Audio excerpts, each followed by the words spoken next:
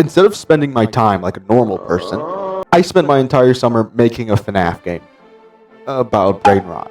And for some reason, I tried really hard to make it good. I made unique roles for each of the characters. I made the office, a ventilation system, an entire map, jump scares, thumbnails, pictures, and an entire video documenting my process.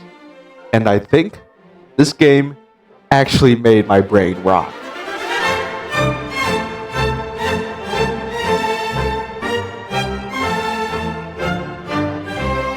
Now you might be wondering why a FNAF game? Why don't you just make a obby or I don't know, whatever else is popular on Roblox? Well, one, I like FNAF, and two, the game loop in Five Nights at Freddy's is pretty simple. You might also be wondering why Brainrot. For some reason, Brainrot is super popular on Roblox. One of the most popular games on Roblox right now is about Brainrot. So I thought, I should do that. The first thing I started with was the player. In FNAF, the player has 4 things they can do. They can look around their office, watch cameras, close doors, and scream. The first thing I started with was the player's camera. In the classic FNAF games, your camera is limited to a certain range. In Roblox, it's a full 360 view of the player, so we gotta change it. I did some research, and I found a tutorial by Make Rocket Nuggets. Here's a video that goes super in-depth about how to make a FNAF-style camera on Roblox. After following the tutorial, I got the camera that I wanted. I also coded in the ability to turn around when the player presses the spacebar, since I want the player to look around their office. Next thing I worked on was the cameras. Instead of having this little bar box thing, I opted for a more realistic approach. I created an actual monitor that the player can click to go into the cameras and these animations to make the transition smoother. Now, the cameras work like this. Basically, we're taking the player's camera and moving its position to the position of a part where I want the camera to be. And whenever I want to switch the cameras, I press a button that tells the camera to change positions to this part. Simple. Now, since that's basically all the player can do, at least right now, we're going to move on to making the map, specifically the office. For some reason, I didn't want it to be a square, so I made it this shape. Yeah. I also added your mom. Now, the reason for this is actually very important. Basically, I wanted your mom to check whether you were sleeping or not.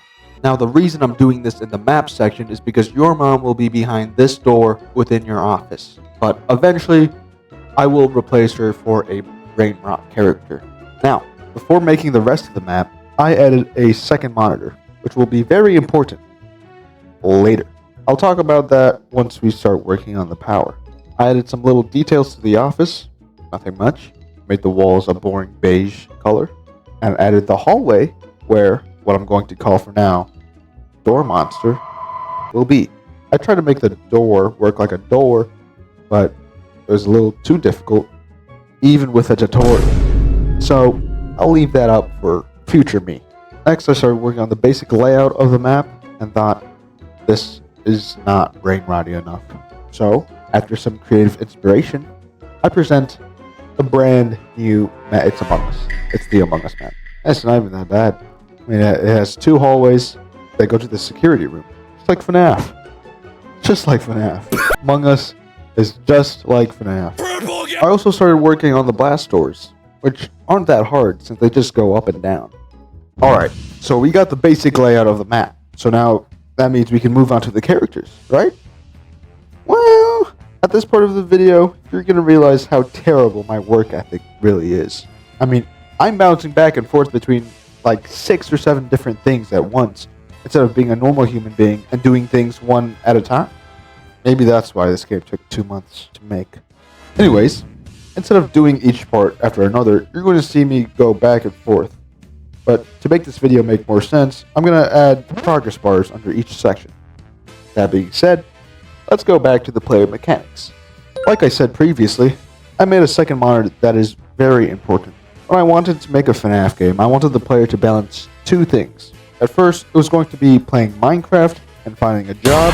Instead, I changed it to the 2 most important mechanics of FNAF, the player's power and time. The way the player wins in FNAF is by keeping the animatronics out with your doors and making it to 6 a.m. Without your power, you won't win. So, I'm making it so the player can charge their power, and they will need to charge their power. Whenever they do, it pauses time, delaying that 6 a.m. win, and also breaking reality. I started to work on the cameras again. Even though I already made the basic stuff, I had to add some more details, like camera static and the transition. I also added the minimap.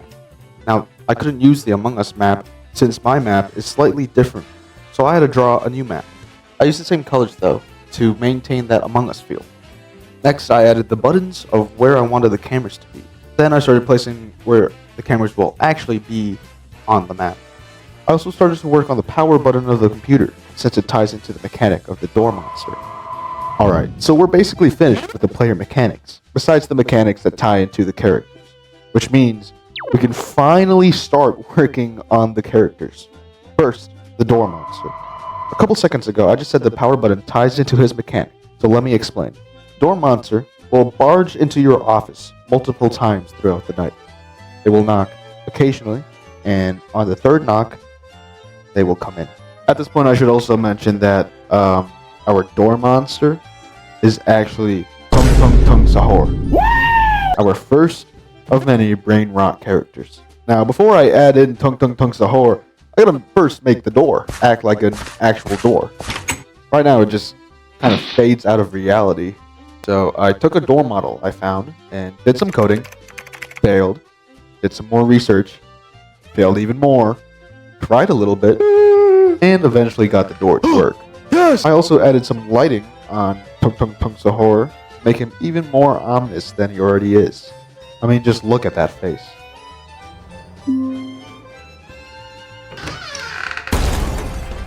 Next character I added was Skibidi Toilet. Basically, what he does is he appears on one of your cameras, and you have a limited amount of time to find him and click on him before he jump scares you. Now, I found this free model, but I wanted him to spin his head around, so I did a little coding, and now he's ascending to, presumably, the Brainrot heavens. Next, I added Cappuccina Ballerina. It only seemed fitting to give her a mechanic that incorporated music.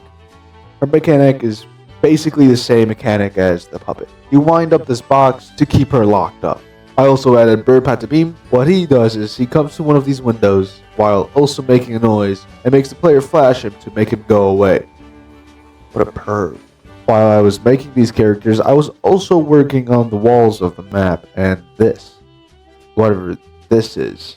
Then I also started working on the door levers, which is basic stuff. I added these animations for the monitor screen. I added an alarm for when Skibidi Toilet is out and about. Oh, Skibidi. And some props and details on the map. Alright, cool. That was a lot of stuff. Mainly character and map stuff, but we're not even close to being done. Especially with the characters. The next character I wanted to add was the Costco guys. I wanted them to be on one of your cameras, do their little boom. Oh, we're so sorry to hear about your brother that passed away. And break your camera. But because of the way I made my camera system, I couldn't get them to work properly. So unfortunately, there will be no Costco guys.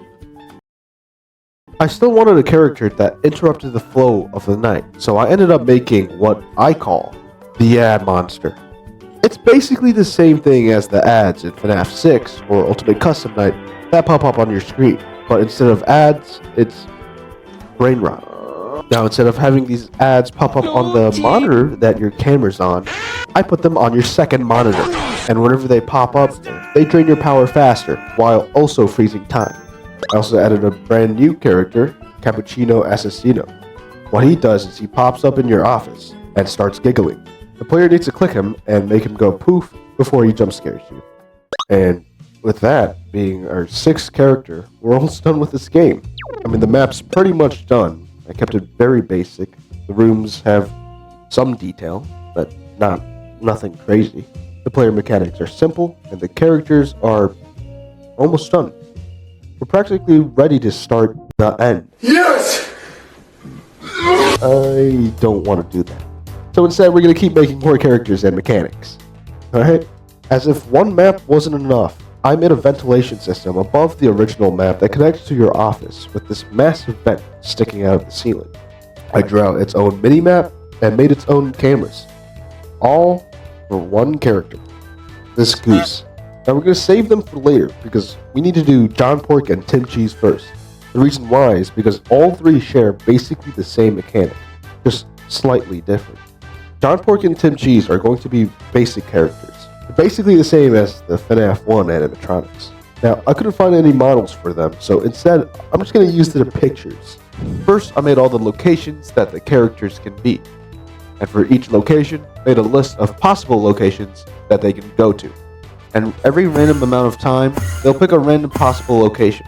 The hardest part of this was actually just putting all the possible locations for each location. There's probably a better way of doing this than the way I'm doing it, but I'm not that smart. Now, the slight difference between John Pork and Tim Cheese is which locations they can go to and the amount of time it takes for them to move locations. You know how Bonnie is the only one in FNAF 1 that can go into the closet, and Chica is the only one that can go into the kitchen? It's basically the same thing as that.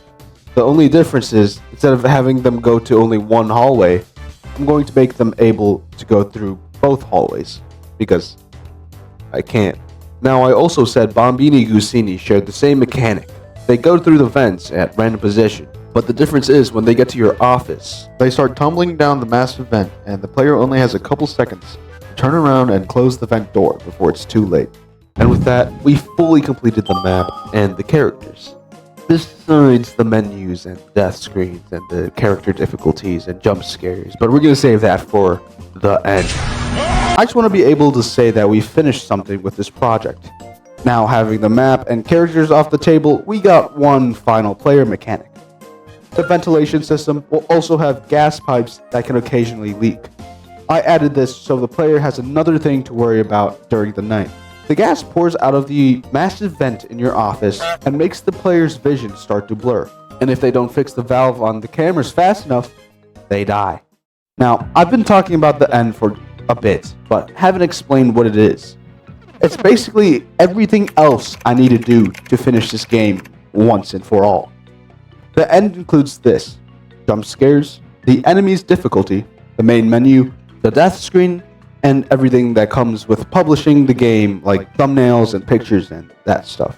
I also had some other stuff planned, like a phone call per hour and a nightmare difficulty, but I ended up scrapping that to save time, because, seriously, this game feels like it's taking 20 years off of my life.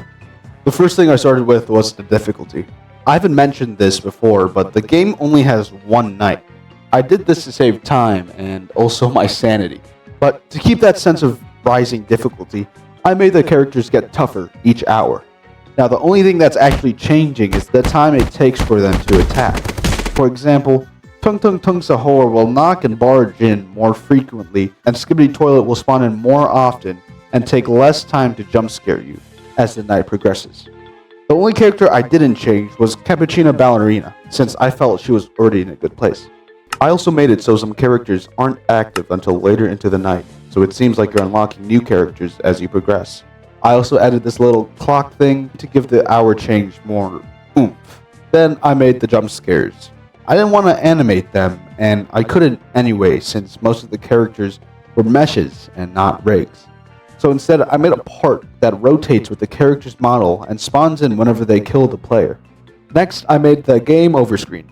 Now, even though there isn't any actual lore, I imagine that everything in the game is all in a coma, and when the player dies, they die of a disease called Brainrot. So I made the game over screen, the player in a hospital bed with their brain rotting in their head. I also added a note that talks about the mechanic of the character the player died to. Since I don't have a phone call to tell the player all of the character mechanics, this is the only way I could tell the player the mechanics of the characters. This is also good since it allows the player to play this game with a trial and error mindset, learning from each death and making the game more replayable. The next thing I added was the main menu. I made a separate place that only has the title, some music, and a door that teleports the player to the actual game. I also made the pictures and thumbnails for the Roblox game. The last and final thing that I added to the game was these little notes. Now, since I don't have a phone guy to call you and help the player out, These notes are here as a replacement to tell the player about the controls and how the charging works, since that's also pretty important. And with that, I was done. And if you want to go play this monstrosity right now, the link is in the description below. I haven't even finished the game myself, since I don't want to, so I don't even know if it's possible to beat. The game probably has a shit ton of bugs that I will not be fixing, and in the future, I probably will look back on this game and cringe. If you like this video, please press the like button. And if you want to see more videos like this, hit the subscribe button. Not videos exactly like this. I probably won't make another Brainrot game ever again. Hopefully.